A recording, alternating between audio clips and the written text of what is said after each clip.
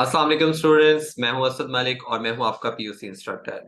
Last lecture में हमने आपसे बात की थी चैप्टर 1 से related, that is human activities. आज हम जिस टॉपिक के बारे में बात करने वाले हैं दैट इज चैप्टर 2, और चैप्टर 2 का नाम है कॉमर्स।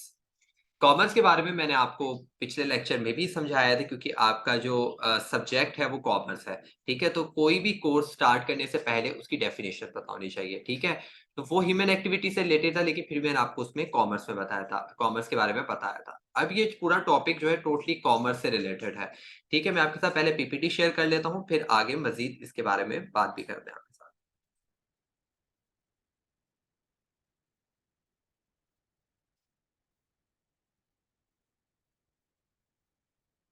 ठीक है जी। इस चैप्टर में जो हम चीजें कवर करेंगे वो करेंगे कि व्हाट इज कॉमर्स, कि कॉमर्स क्या होता है, what are the characteristics of commerce, commerce की क्या कैरेक्टरिस्टिक्स है, मतलब क्या फायदे हैं।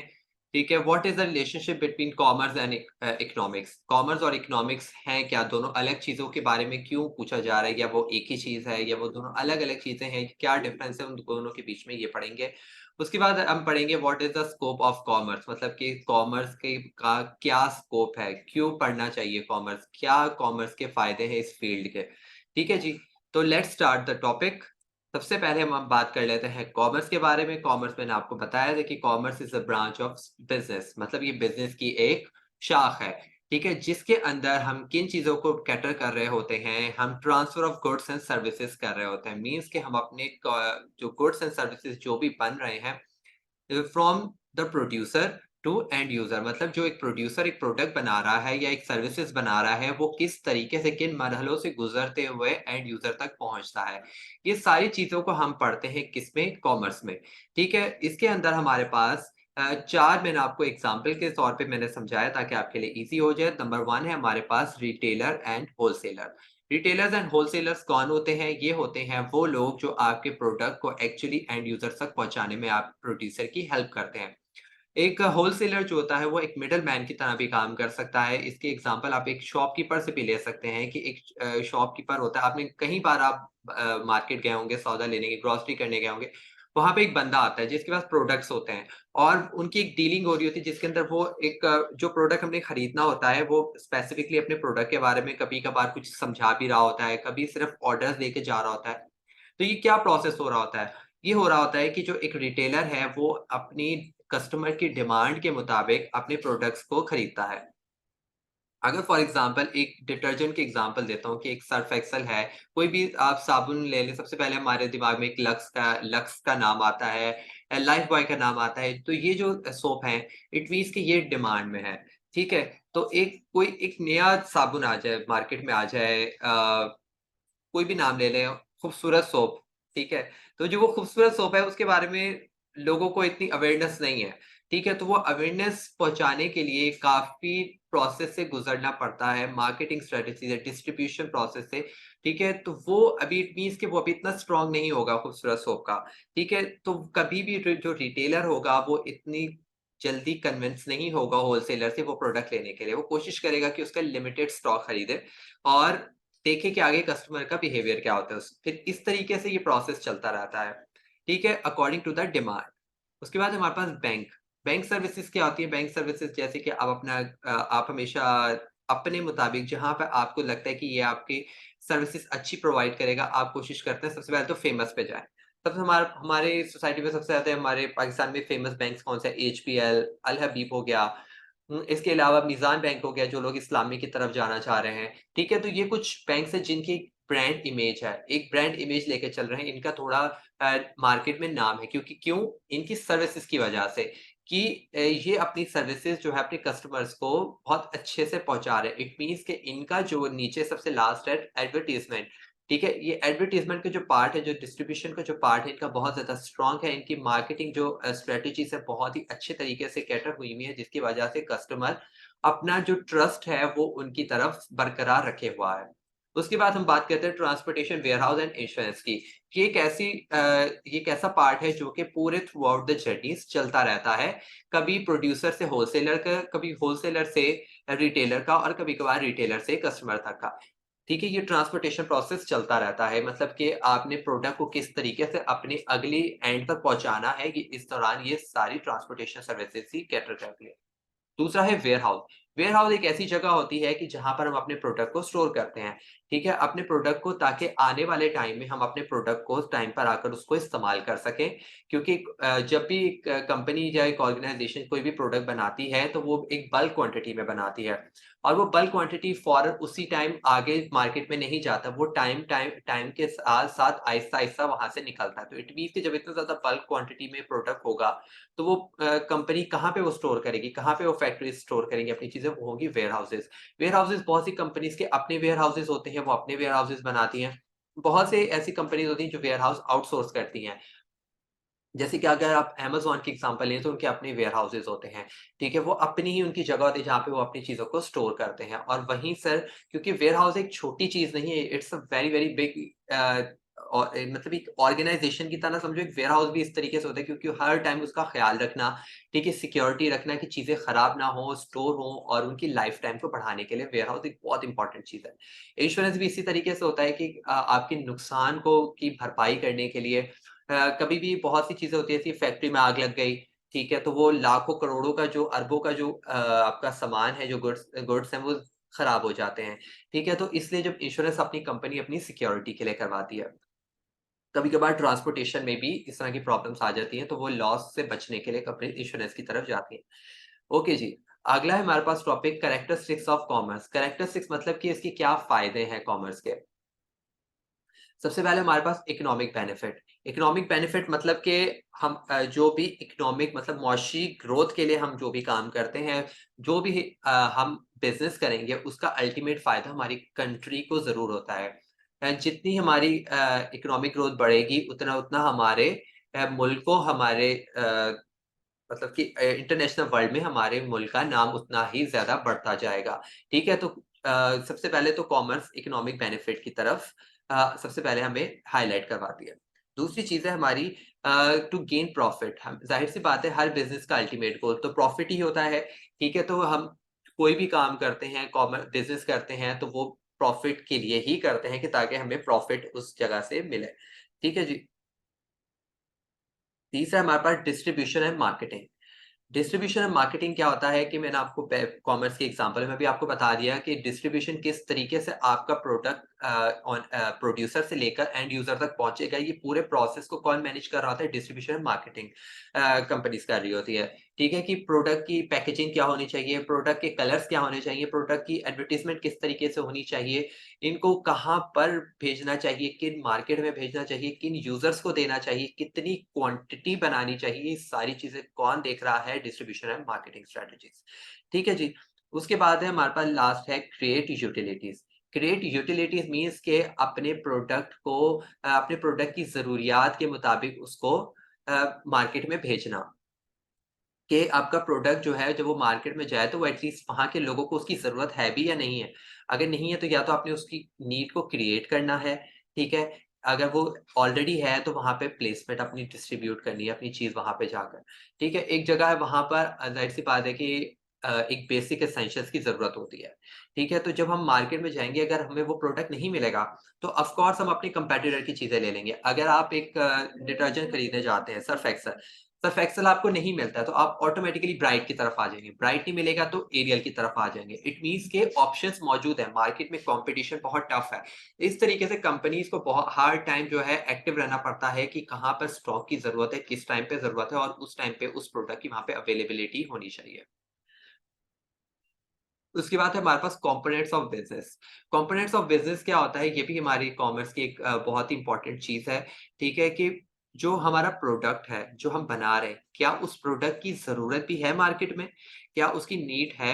सबसे पहले हमें ये रिसर्च करनी है, हमें देखना है कि एक्चुअली जो प्रोडक्ट बना रहे हैं, क्या उसकी नीड हम या तो बहुत से ऐसे प्रोडक्ट्स होते हैं जिसकी हम नीड को जनरेट करते हैं। लोगों को उसकी ज़रूरियात बताते हैं कि ये आप इसको इस्तेमाल करना चाहिए, ठीक है? और बहुत से ऐसे प्रोडक्ट्स होते हैं जो कि ऑलरेडी उसकी नीड होती है और उसके बाद कंपनीज़ उस चीज़ को बनाती हैं। ठीक है जी? ये हो गया प्रोडक्ट में। ठीक है जी, आपको पता चल गया प्रोडक्ट क्या बनाना है। ठीक है? अब आपने देखना है कि मैंने किस मार्केट में उस प्रोडक्ट को भेजना है, किस मार्केट में उसकी ज़रूरत है। एक बेसिक एसेंशियल है, ठीक है? एक बेसिक चीज़ है, एक ग्रोसरी की चीज़ है, तो इट मीन्स कि वो हर तरह की मार्केट में जाएगी वो चीज़, ठीक है? उसके बाद मनी, सबसे बड़ा प्रॉब्लम यहाँ पर आता है कि क्या आपके पास अपनी कंपनी को चलाने के लिए इनफ मनी है, ठीक है? पैसे की अवेलेबिलिटी होना बहुत ज़्यादा ज़रूरी है, मतलब कि कैपिटल का होना बहुत ज़्यादा ज़रूरी है, अपनी कंपनी को आप स्टेबल कर रखने के लिए पैसे का होना ज़रूरी है।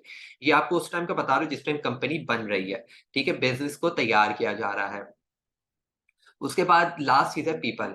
पीपल होता है मतलब कि ये जनरल पब्लिक की बात नहीं हो रही, ये वो बात हो रही है, वो लोग जो कंपनी को चला रहे हैं। क्या वो इतने कैपेबल हैं? क्या आपके जो जैसे आप एम्प्लॉइज़ की भी एग्ज़ाम्पल ले सकते हैं कि वो लोग जो इस कंपनी को चला रहे हैं, क्या वो इतने कैपेबल हैं? क्या वो इतने एफिशिएंट हैं कि वो इस कंपनी को लेके, इस बिज़नेस को लेके स्टेबिलिटी की तरफ और ग्रोथ की तरफ लेके जा सकें? तो ये चीज़ें जो 4 चीज़ें हैं, ये किसकी कंपोनेंट्स हैं? बिज़नेस के। इन चारों के बिना आप बिज़नेस को स्टार्ट नहीं कर सकते। ठीक है? तो ये 4 खूबियाँ जो है एक बिज़नेसमैन के अंदर होनी चाहिए कि जब वो ये 4 चीज़ों को मालूम कर लेगा तो वो एक बिज़नेस को स्टार्ट कर सकता है। ओके, तो नेक्स्ट है हमारे पास commerce and economics. Commerce basically जो है वो एक आपको मैंने बताया कि बिज़नेस की ब्रांच है। लेकिन कॉमर्स जो है वो इकोनॉमिक्स की भी ब्रांच है। इकोनॉमिक्स क्या है कि इकोनॉमिक्स जो है वो किसको डील करता है? Deals with the behaviour of business and industries. ठीक है? और कॉमर्स क्या करता है? Deals with the exchange of goods and services. तो इनमें डिफरेंस क्या है? बेसिकली दिखने में तो डेफिनिशंस दोनों की सेम लग रही हैं। जो कॉमर्स है वो सिर्फ़ प्रोडक्ट की एक ट्रांसफर ऑफ गुड्स को देख रहा है कि ये प्रोडक्ट एक मालिक से, मतलब एक प्रोड्यूसर से लेकर एंड यूज़र तक पहुँच रहा है। लेकिन इस दौरान किन स्ट्रैटेजीज़ को किस तरीके से, जैसे कि यहाँ पे आपको ऑरेंज में हाइलाइटेड है प्रोडक्शन, डिस्ट्रीब्यूशन एंड कंज़म्पशन, कि प्रोडक्शन करनी कितनी है, डिस्ट्रीब्यूट करना कहाँ पे है और कौन इसके यूज़र्स हैं। कौन कंज़्यूम करेगा, कौन आपके प्रोडक्ट का यूज़र है। ये चीज़ों को एक्सप्लेन करेगा कि आपने काम किस तरीके से करना है, ठीक है? और कॉमर्स क्या करेगा, सिर्फ़ बिज़नेस ऑपरेशंस को बताएगा कि ये क्या कहते हैं, ये बनाना है, ये इस तरीके से करना है, ये प्रोडक्ट बन गया, अब ये ट्रांसपोर्टेशन के लिए जाना चाहिए, अब ये होलसेलर के पास जाना चाहिए, अब ये इधर जाना चाहिए। तो इसके अंदर की जो डिटेलिंग है, डिटेलिंग को कौन देखेगा? इकोनॉमिक्स। कॉमर्स के अंदर 2 और चीज़ें होती हैं, trade and ancillary to trade. Ancillary to trade को एड्स टू ट्रेड भी कहा जाता है, ठीक है? ये मैंने आपको आगे आने वाले टॉपिक में आपको इसको डिटेल में भी समझाता हूँ, ठीक है? तो ट्रेड बेसिकली आपको पता है कि इम्पोर्ट एक्सपोर्ट को भी ट्रेड बोलते हैं, ठीक है? ये ट्रेडिंग में आता है। आप कोई चीज़ विद इन द कंट्री भी कोई चीज़ बेच रहे हैं, ठीक है? जिसमें एक्सचेंज, बाय एंड सेल का ऑप्शन आ जाता है, वहाँ पे वो उसको ट्रेडिंग कहा जाता है, ठीक है जी?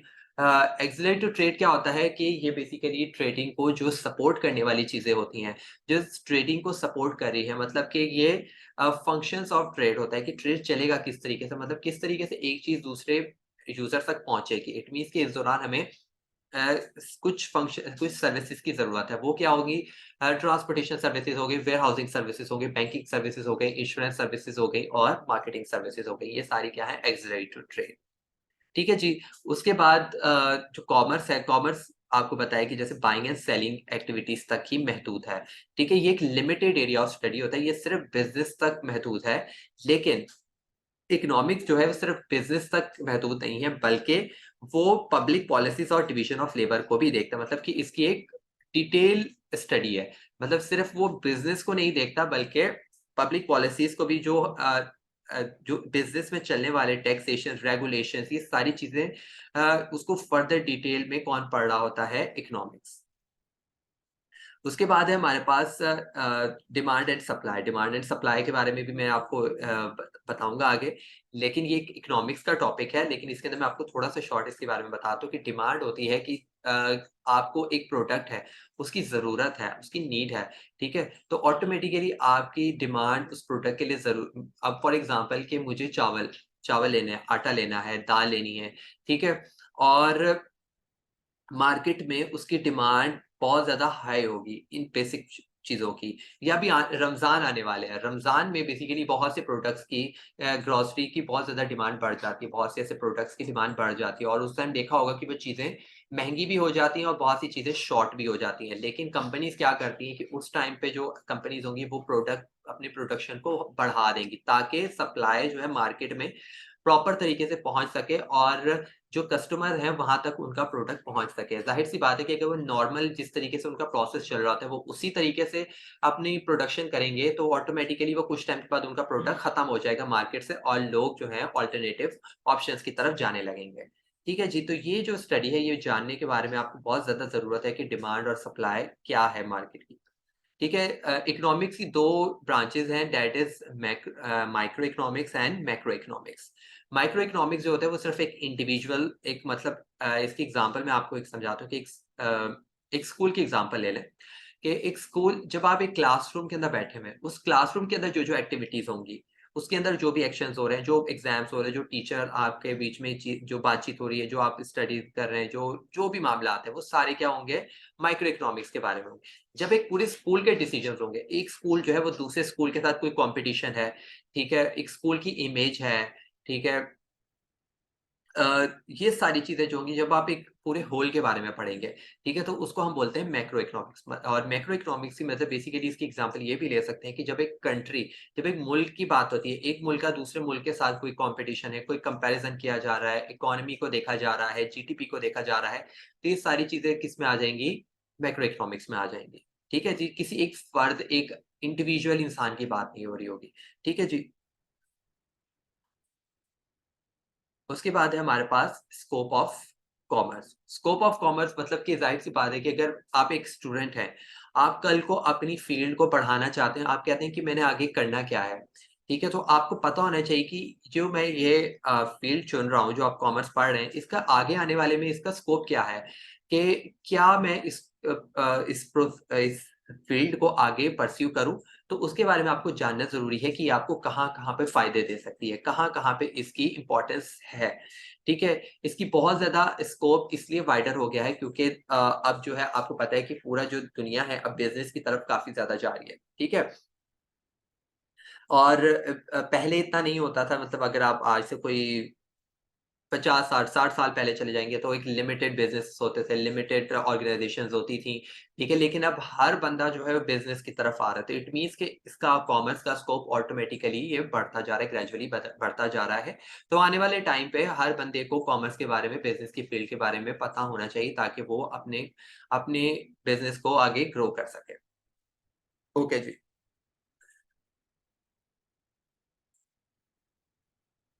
उसके बाद है हमारे पास कि एक कनेक्शन है between producer and final consumer, ठीक है? जब आप कॉमर्स पढ़ेंगे तो आपको पता चल जाएगा कि किस तरीके से क्या प्रोसेस होता है, किस तरीके से प्रोड्यूसर से एंड यूज़र तक प्रोडक्ट पहुँचता है, ठीक है? उसके अंदर कौन-कौन से रोल्स प्ले होते हैं जैसे कि यहाँ पर है कि trade and aids to trade. ये आपको मैंने समझाया है कि ट्रेड बेसिकली क्या होता है, किसी भी एक बंदा है, वो एक चीज़ खरीदेगा, दूसरा उसकी चीज़ बेचेगा। एक बेच रहा है और दूसरा उसकी चीज़ खरीद रहा है। जो ये exchange of goods and services है, इसको हम ट्रेड बोलते हैं। अब ये ट्रेड जो है, ये होम ट्रेड भी हो सकता है। होम ट्रेड मतलब कि विद इन द कंट्री आप कोई चीज़ खरीद रहे हैं, ब बेच रहे हैं, तो ये क्या हो जाएगा होम ट्रेड। जब आप कोई भी चीज़ ट्रांज़ैक्शन विद इन द आप अपनी आउट ऑफ द कंट्री बेच रहे हैं या वहाँ से चीज़ें खरीद रहे हैं, इम्पोर्ट-एक्सपोर्ट कर रहे हैं, तो उसको हम फॉरेन एक्सचेंज बोल देते हैं या फॉरेन ट्रेड बोल देते हैं। ठीक है जी? उसके बाद हमारे पास अगला है banks and insurance companies. Banks and insurance companies क्या करती हैं, ये भी हमारी ट्रेड के एड्स ऑफ ट्रेड के फंक्शंस होते हैं, कि ये हमारे ट्रेड को सपोर्ट कर रहे होते हैं। ज़ाहिर-सी बात है कि जब हमने इंटरनेशनल ट्रांज़ैक्शंस करनी है, तो उसके अंदर हमें बैंक की सर्विसेज़ की ज़रूरत पड़ेगी क्योंकि हम तो फिज़िकली तो उसके पास काम नहीं कर सकते, हमें बैंकिंग की ज़रूरत पड़ेगी, हमें इंश्योरेंस की ज़रूरत पड़ेगी, श्योरिटी की ज़रूरत पड़ेगी, ताकि हम उसके साथ काम करें तो हम सिक्योर फ़ील करें। ठीक है जी? ट्रांसपोर्टेशन की ज़रूरत पड़ेगी अगर कोई प्रोडक्ट है, कोई फिज़िकल प्रोडक्ट है, कोई टेंजिबल प्रोडक्ट है, तो उसके लिए हमें ट्रांसपोर्टेशन की ज़रूरत है कि वो शिप के ज़रिए आ रहा है, अ, एरोप्लेन्स के ज़रिए आ रही है वो चीज़ें, तो वो सारी की चीज़ें जो हैं वो ट्रांसपोर्टेशन उसके दौरान हेल्प करेगी। एडवर्टाइज़िंग एजेंसीज़ इसमें हमारी हेल्प करेंगी कि प्रोडक्ट को किस तरीके से मार्केट करना है, कस्टमर को किस तरीके से अपने प्रोडक्ट की अवेयरनेस देनी है, ये सारी चीज़ें एडवर्टाइज़िंग एजेंसीज़ देखती हैं। कमर्शियल ऑफिसेज एंड ऑर्गेनाइजेशंस, ठीक है? आपको पता होना चाहिए कि जो मैंने काम कर रहा हूँ उसके लिए मुझे एक ऑफिस भी चाहिए। जो ये ऑफिस है ये एक बैकबोन होती है एक कॉमर्स की, एक बिज़नेस की एक बैकबोन है कि आप काम कहाँ पे कर रहे हैं, ठीक है? एक उसकी एक जो है उसकी टाइप क्या है आपकी ऑर्गेनाइजेशन की। ऑर्गेनाइजेशन की टाइप्स 4 से 5 होती हैं, लेकिन उसके अंदर मैं आपको कुछ बताता हूँ जो बहुत ही फेमस होती हैं, दैट इज़ 3। एक होती है सोल प्रोप्राइटरशिप। सोल प्रोप्राइटरशिप के अंदर एक मोनोपोली बिज़नेस होता है जिसके अंदर एक ही ओनर होता है। एक ओनर अपना बिज़नेस कर रहा है और पार्टनरशिपिंग के अंदर क्या होता है कि 2 लोग 2 या 3 से या 4 लोग मिलके एक कारोबार कर रहे हैं। इसकी एग्ज़ाम्पल जैसे 2-3 फ्रेंड्स मिलके, कज़िन्स मिलके या फैमिली मेंबर्स ही 2 लोग मिलके एक कारोबार चला रहे हैं, ठीक है? तो उसको हम पार्टनरशिपिंग को बोल देते हैं। उसके बाद हमारे पास आता है पब्लिक ऑर्गनाइज़ेशंस। पब्लिक ऑर्गनाइज़ेशंस वो होती हैं जहाँ पे पब्लिक ही उसकी ओनर होती है। आपने सुना होगा कि शेयर्स आप लोग खरीद रहे हैं किसी कंपनी के, तो वो जो शेयर इसका टोटली लिंक होता है स्टॉक एक्सचेंज कंपनी के साथ। ये आगे आने वाले टॉपिक्स में आपको प्रॉपर्ली डिटेल से पढ़ाया जाएगा। तो ये सारी ऑर्गनाइजेशंस के बारे में आपको पता चलेगा किसमें, कॉमर्स में। ठीक है? मार्केटिंग फंक्शंस के बारे में पता चलेगा कि मार्केटिंग फंक्शंस क्या होते हैं, किस तरीके से आपका प्रोडक्ट जो है आपने सेल करना है, किस तरीके से कस्टमर की अवेयरनेस के ज़रिए आप अवेयरनेस देनी है अपने प्रोडक्ट के बारे में। तो ये सारी चीज़ें जो हैं आप ये स्कोप ऑफ कॉमर्स के अंदर पढ़ते हैं। ठीक है जी? तो ये हमारा लेक्चर 1 यहीं तक कंप्लीट होता है। आने वाले नेक्स्ट लेक्चर में हम आपको आने वाले कुछ टॉपिक्स के बारे में बताएँगे जो इस चैप्टर के रिमेनिंग रह गए हैं। तो आपने नेक्स्ट लेक्चर में जाकर रिमेनिंग जो है टॉपिक हमारे समझ लीजिए और इसी हमारी वेबसाइट के अंदर आपको क्विज़ेज़ भी मिल जाएँगे, नोट्स भी मिल जाएँगे, बुक सॉल्व क्वेश्चन्स भी मिल जाएँगे और पास्ट पेपर से रिलेटेड भी आपको सवाल इसके अंदर मिल जाएँगे। ठीक है जी, हमारे यूट्यूब का लिंक भी आपके सामने मौजूद है, हमारी वेबसाइट पे भी आप हमें विज़िट कर सकते हैं www.vtuitions.com। ठीक है, हमारी व्हाट्सएप कम्युनिटी को भी आप जॉइन कर सकते हैं, लिंक मौजूद है, हम सोशल मीडिया पे भी मौजूद हैं। ठीक है जी, अपना ख़्याल रखिएगा, मिलते हैं अगले लेक्चर में। अल्लाह हाफ़िज़।